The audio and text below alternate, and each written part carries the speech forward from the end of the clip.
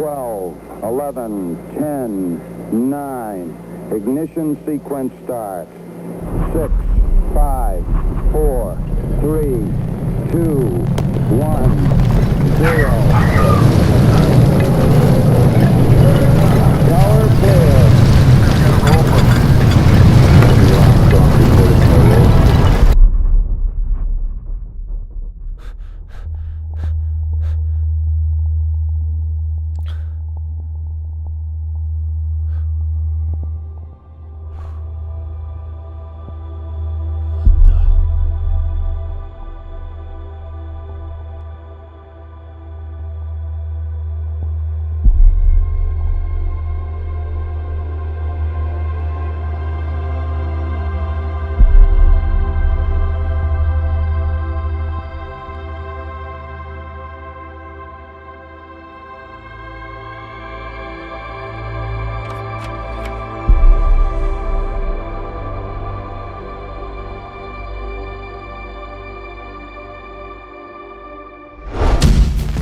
What's up guys, Jake Weisler here from the Full-Time Filmmaker team, and what you just saw were a few ways that you can utilize a green screen. And don't worry, it's a lot easier than you think. Today we'll be going over our 6 easy steps on how to green screen. For those who don't know, green screening is used when you're wanting to replace the background or foreground of your subject with something else. In our sequence, we want to replace the outside environment with outer space, and we're able to do it by green screening. So let's dive into our 6 easy steps so that you can achieve similar results. Step number 1, and this should be obvious, is to get a green screen kit. Well, why green? Well, you need the screen color to be a different color than your subject. Technically, you can do green or blue. Both of these colors are said to be farthest from human skin tones, which is the priority. There are a couple things to look for when buying a green screen kit, and there are many different types of green screens. The main 3 would be a green screen backdrop, which is what we'll be using today, a green screen collapsible pop-up, and then a green cyc wall, which is obviously bigger, better, and used by big production companies. But for our needs, the green screen backdrop will do just fine. Or if you're just wanting to replace a TV screen or a computer screen, you can just pull up a green color off of Google and chroma key it that way. Chroma keying is just a fancy word for the post-production part of green screening, aka editing the green screen footage. When looking for a green screen, size matters. You want a green screen that will cover your subject and give you room to move around. We're using Westcott's green screen, which comes in at 9 by 20 feet. This ensures that we have plenty of room on each side of our subject, and it's long enough for us to get full body shots without any corners. As for hanging that screen, we're using 2 9-foot tall Manfrotto light stands and a 10-foot long crossbar that our green screen slips onto. And to remove the wrinkles, we use spring clamps to tighten the green screen. And if that doesn't work, some green screens might come super wrinkly, so we recommend ironing or steaming them before use. But the reason we love Westcott's green screen is because it doesn't wrinkle that much. If you're using a small subject, this collapsible green screen pop-up works great. You can mount them to a clamp or have some friends hold them steady while you get your shot. Once our green screen is all set up, it's time for step number 2, which is to light the green screen properly. You want your green screen to have even lighting from corner to corner, meaning that you don't want half your green screen to have a bright side and the other half a dark side. You want even lighting across the entire screen, no shadows and no wrinkles. You can easily achieve this with a 2-point lighting setup.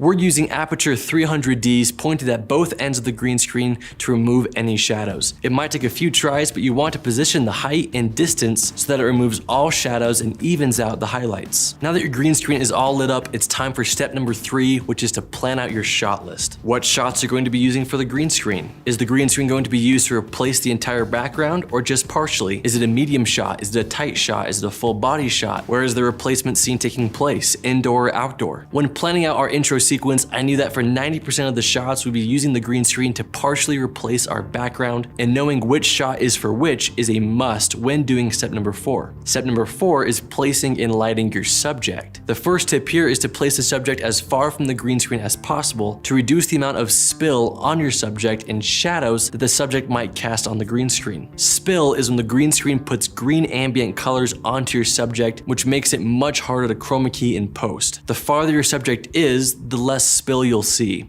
and less shadows. The more shadows your subject casts on the green screen, the more uneven your chroma key will be because now you're trying to key out multiple shades of green as opposed to just one. Once they've been placed, going back to step 3, I'll review my shot list before doing step 4. The lighting on my subject needs to match the lighting of the environment. If you light them for an indoor shot and place them outdoors, it'll be very obvious that it's a green screen and your end result will look amateur because they don't match. When lighting your subject, you're going to want to use a 3-point lighting setup. First, your key light, placed 20 to 30 degrees to the side of your subject. Second, your hair light, and probably one of the most important lights because the hair light will help separate your subject even more from the green screen and make it much easier to edit in post. And third, your fill light to light up the dark side of your subject's face. You can use a third light here or just have a reflector bounce the light back onto their shadows. So now that your green screen is set up, lit properly, your shot list has been planned, your subject placed and lit properly per shot, it's time to record. For the best and clearest results, you're going to want the least amount of video compression. You want the edges of your subject to stay sharp and separated from your green screen. So you're going to want a camera that can record a 4:2 luminance to color ratio. Now we're filming on the 1DX Mark III, which can do 10-bit at 4:2, but not all cameras can. But as long as your camera has an HDMI port and allows for external recording, you can use an external recorder to record 4:2 and achieve these results. And you don't need a camera that can record at 4:2, we're just saying it helps. And as for the actual shooting of your scene, using a tripod is the best and easiest option. Tripod shots will allow for a clean and easy chroma key with no additional variables. You can use a slider or a stabilizer to create movement, which we use for this shot here, but that requires some masking and motion tracking, so it's definitely doable, but it just requires more steps. Once your footage is shot, it's time to move on to our 6th and final step, which is chroma keying in post. We'll be using Premiere Pro, but Final Cut Pro X and Adobe After Effects and a number of other softwares can all do this very well. So inside of Premiere, it's a fairly simple process and just comes down to you refining your parameters to work with the footage you captured. First, you'll put the replacement image on the bottom layer and your green screen footage above it. Why? Because when you remove the green, you're essentially creating a window to see what's below it. In the Premiere Pro Effects tab, search for Ultra Key and then drag and drop it onto your green screen clip. Next, you're going to grab the selection tool and basically tell Premiere which color you want to chroma key. Click anywhere on your green screen and you'll see that it does a pretty great job at removing the entire green screen. But there are a few imperfections and we'll fix those next. First, we'll go into our matte generation tab, which affects the keying directly. When I'm adjusting the matte generation tab, I like to switch my view from composite to alpha channel. This lets me see how much of my green screen needs to be fixed along with my subject. You'll see that if I move the transparency slider too far, that while it removes the green screen completely, my subject also starts to fall apart. So first we'll move it to a place where it's good enough and we'll come back to it once we adjust the other parameters. We'll adjust the highlights and the shadows as needs be to remove any imperfections, and as you can see, that alone makes a huge difference. Moving on to tolerance, which basically only affects the edges and helps define where the keying starts and stops. Pedestal will add or remove obstructions in your edges, so fine tune both of these until you get a good result, and then always check back in composite view to make sure that it looks good. And don't be alarmed if it's not perfect yet. We still have a few more tabs to get through, and this isn't a once and you're done process. You'll be constantly adjusting each of these tabs as you edit others. Matte cleanup is referring solely to the edges of your subject, aka it's cleaning up where your subject stops and where the chroma key begins. The choke will tighten up your edges and start to destruct your subject just a little, so be careful with it. It is great to remove any small green outlines or things of that nature. However, it does leave you with almost an unnatural hard edge, so the next parameter, the soften tool, will help soften those edges. Contrast and midpoint I don't use a whole lot, but I always slide them up and down to see if I like the effect they bring. Midpoint will usually help grab anything that hasn't been caught already. Now, spill suppression is when the green screen reflects some green light onto your set or subject, and you can use this to just clean up the image a little bit better. You can desaturate and tint the spill whichever direction you want till it matches the rest of your scene. And boom, you're pretty much done. All that's left is to color correct your subject and background into one even color scheme so that they blend together perfectly, and that is how you chroma key your green screen footage. Now, for shots like this where the green screen is in the background, sometimes it needs a final step of additional artifacts or bokeh, like how the focus is set to my main subject here, but the backdrop is also in focus. So I want to add a Gaussian blur and soften up a little bit so that it appears to be way in the background and out of focus. Essentially, with every shot, you're looking for ways to merge the green screen footage with your subject, and sometimes that might mean adjusting the aperture or the color of your scene. But there you go. Those are our 6 easy steps for how to green screen and chroma key in Premiere Pro. To recap, recap, first, get a green screen kit. Second, light the green screen properly. Third, pre-plan your shot list.